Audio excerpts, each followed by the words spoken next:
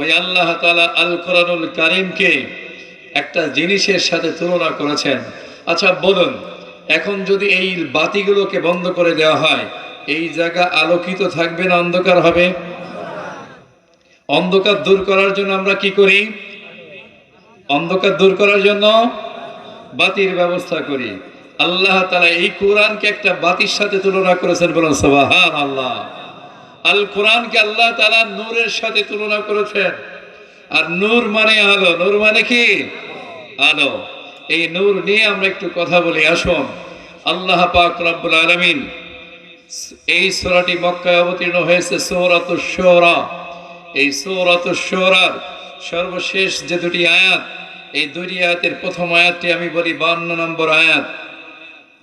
وَكَذَلِكَ أَوْحَيْنَا إِلَيْكَ رُوحًا مِّنْ أَمْرِنَا।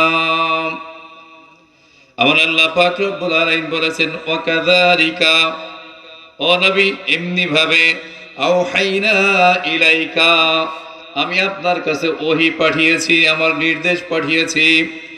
কি ওহী পাঠিয়েছি? রূহাম মিন আমরিনা। আমার আল্লাহ পাক রব্বুল আলামিন বলেছেন, ও নবী, এইভাবে আমি আমার হুকুমে আপনার কাছে আমি নূর পাঠিয়েছি, বলুন সুবহানাল্লাহ। আওহাইনা ইলাইকা রূহাম মিন আমরিনা। এখানে রূহ দ্বারা মুফাসসিরিন ইকরাম বিভিন্ন বক্তব্য পেশ করেছেন, বিভিন্ন বর্ণনা এসেছে। কেউ বলেছেন রূহ মানে হলো জিবরাইল আলাইহিস সালাতু ওয়াস সালাম। হযরত আব্দুল্লাহ ইবনে আব্বাস রাদিয়াল্লাহু তাআলা আনহু, যিনি হলো মুফাসসির জগতের শ্রেষ্ঠ মুফাসসির, আব্দুল্লাহ ইবনে আব্বাস রাদিয়াল্লাহু তাআলা বর্তমান উলামায়ে কেরামের মধ্যে শ্রেষ্ঠ মুফাসসির নন। আম্বিয়া আলাইহিস সালাতু ওয়াস সালামের পরে, তার মানে হলো আমাদের নবীর সাহাবা আজমাইন যারা ছিলেন, উম্মত যারা ছিলেন, সাহাবীদের মধ্যে শ্রেষ্ঠ মুফাসসির হলেন হযরত আব্দুল্লাহ ইবনে আব্বাস রাদিয়াল্লাহু তাআলা আনহু। তিনি বর্ণনা করেছেন, আমার আল্লাহ তাআলা এখানে রূহ দ্বারা আল্লাহ তাআলা আল কোরআনকে বুঝিয়েছেন। কি বুঝিয়েছেন? রূহ দ্বারা আল্লাহ তাআলা আল কোরআনকে বুঝিয়েছেন। ওয়াকাযালিকা আওহাইনা ইলাইকা রূহাম মিন আমরিনা।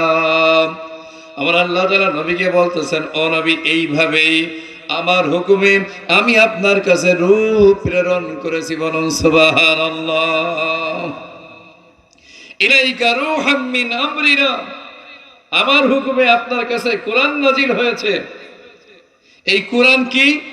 আমার আল্লাহ তাআলা নবীকে বললেন, মা কুনতা তাদরি মাল কিতাব ওয়ালাল ঈমান। ও নবী, কিতাব কাকে বলা হয়, কোরআন কাকে বলা হয়, ঈমান কাকে বলা হয়, এই খবর তো আপনার কাছে নাই। আল্লাহ তাআলা নবীকে জানাচ্ছেন, নবী, ঈমান কাকে বলে আর কিতাব কাকে বলে এই জিনিসটা আপনার জানা নাই, কারণ আমি তো এর আগে আপনাকে জানাই নাই।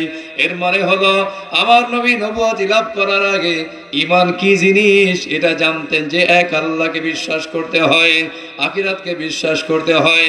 ঈমানের সব গুণাগুণ নবীর মধ্যে বিদ্যমান ছিল, কিন্তু নবী জানতেন না এই কাজগুলোকে যে ঈমান বলা হয়, এটা নবীর জানা ছিল না।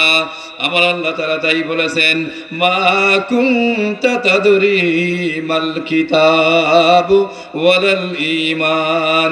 ও নবী, আপনার জানা ছিল না, ধারণা ছিল না, আপনার কাছে ব্যক্ত করা হয় নাই কিতাব কি জিনিস এবং ঈমান কাকে বলা হয়। আমরা ভূমিষ্ঠ হওয়ার পরে কোরআন শরীফ কি জিনিস এটা কি কেউ বুঝেছি? একটু আওয়াজ দেন, বুঝেছি? হ্যাঁ বা না বলেন, কেউ বুঝতে পেরেছিলাম? 1 বছর বয়সে ঈমান কাকে বলা হয় এটা কি আমরা বুঝেছিলাম?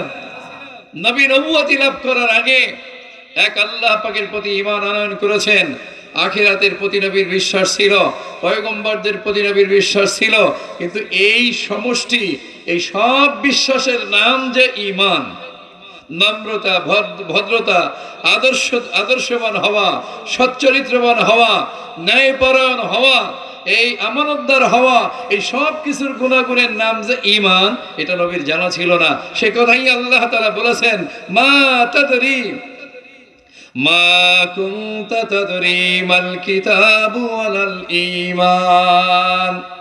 আমি আপনার কাছে ব্যক্ত করি নাই, আপনার জানা ছিল না ঈমান কাকে বলা হয়, ঈমান কোন কোন জিনিসকে বলা হয়, এবং আমার কিতাব কি জিনিস এই বিষয়ে আপনার জানা ছিল না, আপনার কাছে ব্যক্ত করা হয় নাই। ওয়ালাকিন জাআলনাহু নূরান নাহদি বিহি মান নাশাউ মিন ইবাদিনা। আমার আল্লাহ তাআলা বলেন ওয়ালাকিন জাআলনাহু নূরা, ওয়ালাকিন জাআলনাহু, আল্লাহ তাআলা বলেন আমি ওই কোরআনকে করেছি নূর। সবাই বলি সুবহানাল্লাহ। আল্লাহ পাক বলেছেন আমি যে কোরআন আপনার প্রতি নাজিল করেছি এই কোরআনকে আমি বানিয়েছি নূর। নূর মানে আলো। অন্ধকার জগতে আমাদের যাদের নূর ছিল না, এখনো পর্যন্ত যারা ইসলাম কবুল করে নাই, কত কাফির, মুশরিক, বেদিন, ইহুদি, নাসরা, হিন্দু, বৌদ্ধ এই বিশ্বের মধ্যে আছে কি নাই? বলেন আছে কি নাই? তারা এখনো অন্ধকারের মধ্যে আছে কোরআনের ভাষায়। যদি কোনো খ্রিস্টান, যদি কোনো হিন্দু, বৌদ্ধ, এরা যদি এখন এই 40, 50, 60 বছর বয়সে কেউ যদি একথা বলে লা ইলাহা ইল্লাল্লাহ মুহাম্মাদুর রাসূলুল্লাহ, সকলে বলি সাল্লাল্লাহু আলাইহি ওয়াসাল্লাম, যদি এই কালিমা স্বীকৃতি দেয়, তার মানে কোরআনের নূর তাদের অন্তরে ঢুকলো। এইবার অন্তর আলোকিত হবে। সে নামাজ পড়বে, সে রোজা রাখবে, সে হজ করবে, সে যাকাত দেবে, সে মদ খাবে না, জুয়া খেলবে না, গাঁজা খাবে না, জিনা ব্যভিচার করবে না, চুরি ডাকাতি ছিনতাই করবে না। ঠিক কি না? এই জন্য আল্লাহ তাআলা বলেন ওয়ালাকিন জাআলনাহু নূরা, ওয়ালাকিন জাআলনাহু নূরা, এই কোরআনকে আমি করেছি নূর, এই কোরআনকে আমি নূর বানিয়েছি। অর্থাৎ এই কোরআনকে আল্লাহ তাআলা আলোকিত, নূর মানে আলো, নূর মানে বাতি। এই কোরআন যার অন্তরে প্রবেশ করবে সেই আলোকিত হবে, সেই ইমানদার হবে এবং সেই ধন্য হবে। বলে সুবহানাল্লাহ। আল্লাহ তাআলা আমাদের সকলকে এই কোরআনকে বন্ধু বানানোর আর এই কোরআন নামক নূর দিয়ে আমাদের জীবনকে আলোকিত করার তৌফিক আল্লাহ তাআলা আমাদের দান করুন। সকলে বলি আমিন।